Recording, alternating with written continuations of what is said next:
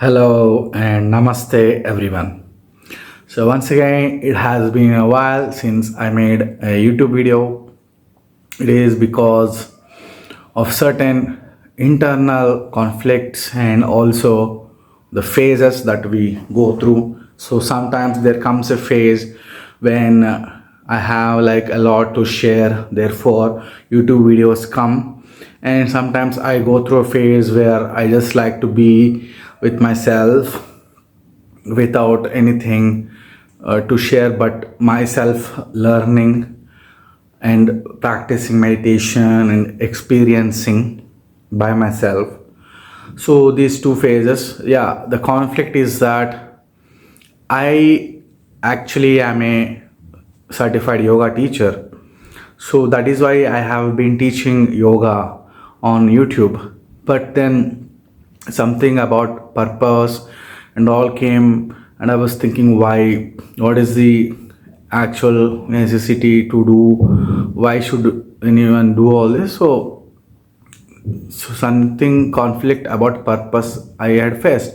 Anyway, now again I have something to share with you all, so I'm making this video. So in this time I came across some interesting things, like for example, first one is coming across questions which do not have certain scientific answers. Okay, so these are mysterious questions. Okay, so first such question is, how did life start on the planet Earth? Okay, how did the life came into existence on Earth or this universe? So in science there is no particular clear answer, but there are theories, like first inorganic compounds formed, later some organic compounds formed, which led to formation of RNA, and so on. Slowly life started. Okay, but this is a theory, it's not a proven fact. Okay, so we don't know how did life start. Okay, this is one interesting question. Okay, there are many more, and according to the Big Bang theory, our universe started around 13.8 billion years ago. So at the time our universe was a dense hot substance. Okay, so we don't know from where this dense hot substance came from. What is this? Why did it come? How? What? And since when it was there? We just know that 13.8 billion years ago this hot dense substance exploded, which resulted in the formation of our universe, but we don't know anything before this. Okay, so these two are two scientific questions which do not have certain proven answers. So next, some philosophical questions is that, why should the humanity exist? Okay, we are existing, we are there, and all of the human people are striving to survive, striving to live. Okay, reproducing, thinking that okay, after us another generation should be there, next generation, next. So why should humanity proceed, reproduce and continue to exist? So what if all human beings decide not to have children, and within 100 years there will be no human beings? Okay, so why are we not going in this direction, but why are we going in the direction of reproduction and existence, okay, of humanity? Why? Okay, the answer is basically about survival instinct and curiosity of humans to know things, and this, the root cause for this is the desire. So the question here is, why do human beings have the desire? Why is this innate thing in their human beings? Why are human beings like this? Okay, so these questions, if you know answers, please do comment below. Okay, this led to furthermore inquiring about the plants. Okay, so there are two kinds of humans. One are vegetarians, other non-vegetarians.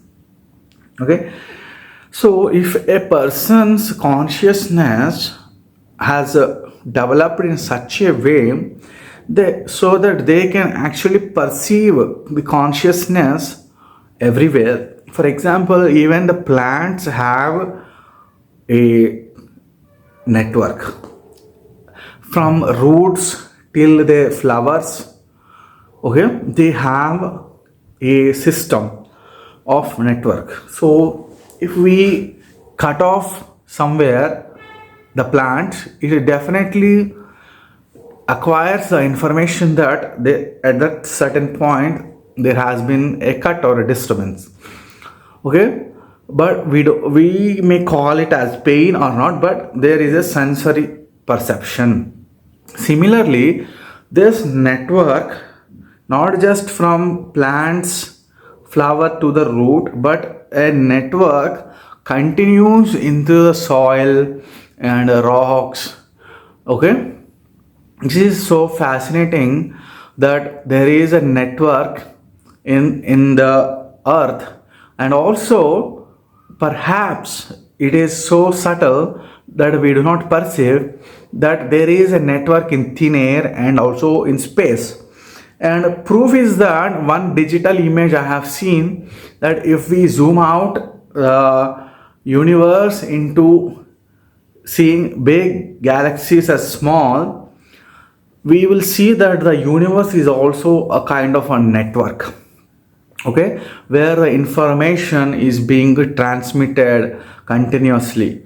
So there is a huge network, a huge vast web of network which is carrying information constantly. So this big network is the universal consciousness of the universe.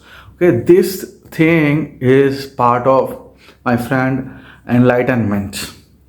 Part of enlightenment, to know that there is a universal consciousness, a big huge network, and we are part of this network. Okay, so this is something really interesting to know. Okay, and there is one video which I came across by Sri Ravi Shankar, where he says, first an individual, instead of running behind people or friends to see company, that person should first develop their own skills and become useful. Then other people will automatically come to this person. Okay, well and good, fine. But then what is then benefit? What is the use when sentimentally about having friends and community who cannot give company and compassion to this person who is feeling lonely, right? Why should this lonely person develop himself and make himself solid that other people come to him? Rather, even if he is weak and lonely, why can't the people, friends, community give him the warmth that he is seeking, right? This is a question, and it is about love and compassion. I think that all people should have towards each other, that not only we should give attention to these successful people, but everyone deserves compassion, love, warmth, nurturing, care. Okay, this is something I thought so.